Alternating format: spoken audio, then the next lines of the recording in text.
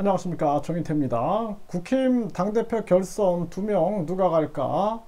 네, 내일 이제 본격적으로 전당대회가 열리게 됩니다. 네, 그래서 국힘의 당대표로 누가 이제 결정될지 오늘까지 투표를 마쳤어요. 그래서 내일 발표가 있을 텐데요. 지금까지의 상황을 쭉 분석해 봤을 때는 부정선거라든지 뭐 선거 결과에 대한 조작이 없는 한 김기현 후보와 안철수 후보가 갈 것이다. 저는 그렇게 진단하고 있습니다. 네, 천하람 후보가 약진을 한 부분이 있었지만 그 천풍이 중풍으로 불었어요. 아주 강풍으로 불지 못하고 중풍으로 불었고, 물론 천하람 후보도 굉장히 소신껏 잘 발언을 했습니다.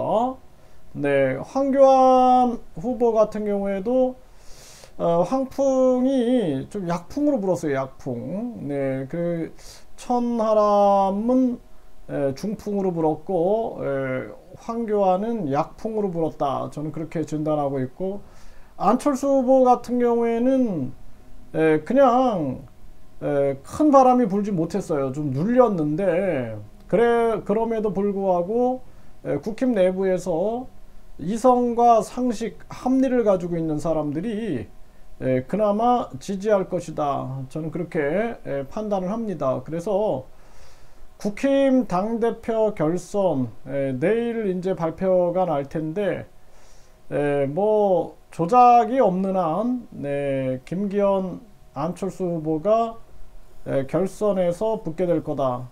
그렇게 생각을 하게 되고, 그러나 결국에는 이 선거의 부정성 때문에, 불공정성, 그리고 대통령실 행정관들의 개인 문제 때문에 결국에는 비대위로 갈 수밖에 없습니다. 이 내용이 굉장히 심화되고 결국에는 뭐 안철수 후보가 탈당할 리가 없죠. 네, 또 천하람 후보가 탈당할 리도 없고, 탈당을 한다면 윤 대통령과 윤핵관 세력들이 탈당할 확률이 있다.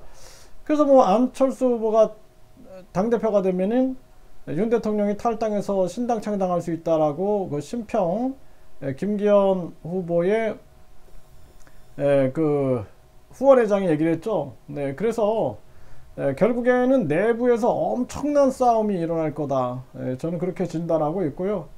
그 싸움 속에서 결국에는 윤석열, 윤핵관 이러한 세력들이 거의 재창당 수준의 엄청난 강력함을 가지고 움직이는데 결국에 통하지 못할 겁니다.